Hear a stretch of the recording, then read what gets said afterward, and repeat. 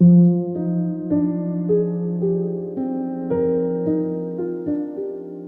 significant is it that, for instance, banks decarbonize? Well, it's very important. We cannot get the global economy to move in the right direction if the financial market doesn't move in the right direction. We have the task force for financial disclosure, where it is very important for the financial industry to see what the risk is of carbon in someone's value chain. We have to write off quite a lot of carbon if we want to stay below the 1.5 degrees. So there's an enormous risk on balance sheets of companies. Financial market, $34 trillion of money under management, is asking for a price on carbon. $9 trillion has already signed up to the Bloomberg-Carney Task Force of Financial Disclosure. So the financial market wants less risk. They need to invest, often pension funds, that need to guarantee an income in the future, and that's important, but also a world that the pensioners can live in. That's becoming equally important. So the financial market is increasingly more interested in green financing, decarbonizing, and ensuring that they invest in the industries of the future. It's interesting, but companies that now are internalizing the issue of climate change and are taking mitigating actions are actually outperforming the rest of the market. So it's becoming a financially attractive proposition to do that. And I think the business people itself would at least should at least take note of that and study that and see if that is also applicable to their industries. Now, there are obviously, in any transition away from fossil fuel, there are winners and losers. So it is not surprising, and it should not be surprising to anybody, that there are some industries that are more reluctant or some even resilient to that change that is going to happen. And we need to be mindful of that and help those industries in those transitions. There has been the tacit admission that things are moving too slowly. Who's putting the brakes? Well, partly the things are moving too slowly because we've been so successful in growing these global economies. And we're carbon junkies. By growing these global economies, our emissions have gone up quicker than what we thought. You now see the developing markets grow. 70 years ago, 15% of the world economy was in the developing markets. Now it's 50%. So, and unfortunately, that growth that we have generated, that has lifted lots of people out of poverty, are now showing us that we're hitting these planetary boundaries. We're at 400 parts per million. We really have only 8 years left in our carbon budget if we want to stay below 1.5 degrees. So partly it's the success of our economic system. Now, we have shown with some of the studies that we've done, better growth, better climate is one of the reports that we published with the new Climate Economy Commission that was chaired by the former president of Mexico, Felipe Calderon, where we've shown that a transition now to a green economy away from fossil fuel can actually lift the global economy by $26 trillion and create 65 million jobs. And consumers are waking up. You have here now in New York, Greta Thunberg from Sweden, creating a lot of noise, a 16-year-old. Has created a whole new wave of activism, may I say. But people are starting to realize that citizens of this world are demanding change. Many companies are demanding change. And the governments of this world should take notice of that as they submit the more aggressive plans for 2020 to stay below the 1.5 degrees. There's no alternative. We have a lack of leaders and trees in this world. I've said it many times, so there's no question about that. We need more courageous leaders, also in the business community. We have some without naming them and the others without shaming them, but we have clearly not enough because many of the business leaders are not fully aware of the magnitude and the scale of transition that is needed. If you just want to stay below 2 degrees, you need to decarbonize in absolute by 40% in the next 20 years. But in the next 20 years, our global economies are probably going to double. So a 40% absolute reduction, a doubling of the global economy, means per unit of output, we need to have an 80% reduction in carbon. We've waited so long that the intervention we need to make are pretty severe. Now, the good thing is that increasingly technology is available and the cost of green energy is coming down. In 2/3 of the world, green energy is now cheaper than coal. In the next 2-3 years, we can obsolete all the coal in the world if we decided to do so.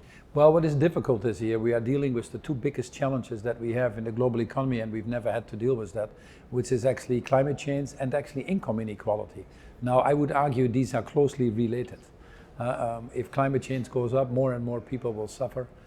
We have 800 million people living within a mile from the oceans that are probably the most vulnerable in the developing markets. We are now getting climate refugees. In Latin America, it takes a Peruvian fisherman now a whole day to fish to get the same income as what he could get in a few hours, a few years ago. So there is a real problem of the linking of the decarbonization of our economy and obviously creating a more equitable economy. On a more personal scale, when did sustainability dawn on you? Well, sustainability is actually not a question of the environment or not. The question is that we need to live in harmony with planet Earth has always been a given to me. Unfortunately, with the urbanization and us being farther removed from planet Earth, we don't take notice. And that's a very serious thing. I've always been, from my Boy Scout movements to my parents, etc., been interested in the environment and respecting it. But the real issue of sustainability is actually one of human development. So if you look at us in this current economic process, where we can only basically destroy nature to produce goods that we then dump in oceans or landfills again as an economic process, which clearly is not sustainable, you will also see, if you look at that it's the poor people that suffer. If you have big deforestations in Brazil, it's the indigenous, the 20 million indigenous people that depend on the forest that actually suffer. If you have air pollution, you have 8 million people that die prematurely that suffer. The poor people in cities that are not that resilient or don't have money to put their houses on the hills are the ones that are suffering.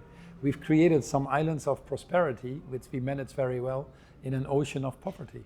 And climate change will drive even more people into poverty. So it's a human development issue, and we should talk it as such. Now, you brought down to earth concepts were very theoretical, such as circular economy, such as climate justice. Now, firstly, as an executive, which were your main stumbling blocks? Well, as you well know, even before Paris, 2 or 3 years before Paris, we could not get one CEO on the panel to talk climate change because it was such a complex topic. It was handled by scientists in a language that nobody really understood except the scientists themselves. And it's simply, you couldn't get your arms around it. CEOs don't like that, and it's not very tangible. CEOs need to know, what does it mean in my business and in my business model? What does it mean when I go to electric vehicles? What does it mean when I sign up to renewable energy for my factories? And how do I make these transitions? We decarbonized Unilever when I was running the company for 10 years. We totally decarbonized it. We moved to green energy everywhere. Took a little bit of effort, but I never had to pay more money than what I had to pay for fossil fuel. Now I have green energy, I don't have to worry about carbon pricing, and actually green energy is cheaper in most, if not all, places that we operate. Our employees are happier. They're proud to work for a company like that. We attract more people. And our products become actually more desirable with consumers. So internalizing these challenges and finding as business people solutions that make sense is very important. The salmon industry, this is the second most important industry in Chile, for instance, the agriculture, and yet it has been also severely stigmatized because of its unsustainable ways. Well, many of the industries, and in fishery you have many of the other industries as well, but also land-based industries need to move to sustainable farming. What you have also seen is the fish stock in the oceans disappear. You have seen plastics coming into the oceans to a point that 70% of the fish we buy has traces of plastic in there, and 2050 there's more plastic in the oceans than fish. If we want to guarantee the future of these industries, and they are very important industries, also in the balanced diets that people need, we need to be sure that we also sustainably farm that. And that goes hand in hand. Again, the companies that do this will do very well. There's many companies that have moved to sustainable fishery, and I think the consumers or the citizens of this world will increasingly demand that.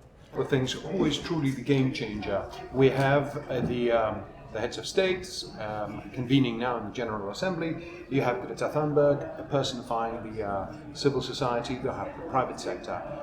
Where's the spearhead? The main driver of transition to a green economy now is the private sector. If you look at where the emissions are and who has the technology, the people, the resources to make that transition, then you have to really put your focus primarily on transforming some of the major parts of the private sector. Obviously, the fossil industry is the most important one here in that transformation. And we all need to work that together. Sure, there are some people that are irresponsible, that are only looking at their self-interest or very short term, and these people should be called out. But the majority of people now everywhere in the world, also amongst business people, want to make that transition. But sometimes they need some help from governments that are holding them back. Sometimes they need a little push from consumers. Jeff Bezos made a very good decision to decarbonize Amazon. It's a very big sign that he sends into his value chain. But I'm not sure that he would have been as aggressive were it not for his employees that were threatening to walk out. So we need the yin and the yang. We need sometimes the signals, like Greta is organizing, and we need the willpower. You know, until now, we've benefited from responsible governments that have given us this wonderful world that we live in, that have given you your businesses that you're successful with. But the governments have played a major role in that. It's undeniable. Now that we are in a difficult position in government all across the world, should we just be cynical? Should we just blame them? Or should we just use that as an excuse for not moving forward? That's clearly not the answer. We cannot do that, because by doing that, we become complicit to these challenges that we face and making these challenges worse. We become complicit to pushing more people into poverty. We become complicit to letting people die from air pollution or from natural disasters. I don't want to be part of that. So now, as the governments have helped us until now, perhaps it's time for the private sector to help de-risk the political process. If you see, that is taking responsibility, and that is why we're here, and that's why these people became CEOs in the first place. The great thing of being a great leader is first and foremost to be a great human being, and to understand that you have to put the interest of others ahead of your own. And by doing so, you'd actually be better off yourselves as well. And that has always proven true in my life. Some people think greed is good, but over time, generosity always wins. And now it's time for collective generosity to ensure that we can live on this planet in harmony now and for generations to come. Many people feel that the economic system is not working for them anymore. Increasingly, for the first time last year, you had the bottom half of the world's population saw their combined income go down by 11%. We've never had that. Whilst the billionaires saw their income go up by 900 billion. So people are saying the system doesn't work anymore. It doesn't work for me. It's skewed towards a few people. So we need to change the financial markets. They have become shorter and shorter term. We need to value some other things. If we only value producing stuff as a measure of success, it's not going to work, because we have too many people in this world that are chasing too few things that we can produce. That's why we have this pressure on the planetary boundaries. We have to define success differently. It is bizarre that the GDP, when we have an oil spill in the Gulf, the GDP goes up. When the Gulf is clean, it doesn't get reflected. When we have wars and produce weapons, the GDP goes up. When we have peace, that's not reflected. When we produce a lot of stuff and have air pollution here and can barely breathe in cities across the world, our GDP goes up. When we have clean air, our GDP doesn't go up. So we do need to move to a broader definition of success and well-being than what we currently have. And that undoubtedly will lead us to figuring out how do we value social and environmental capital.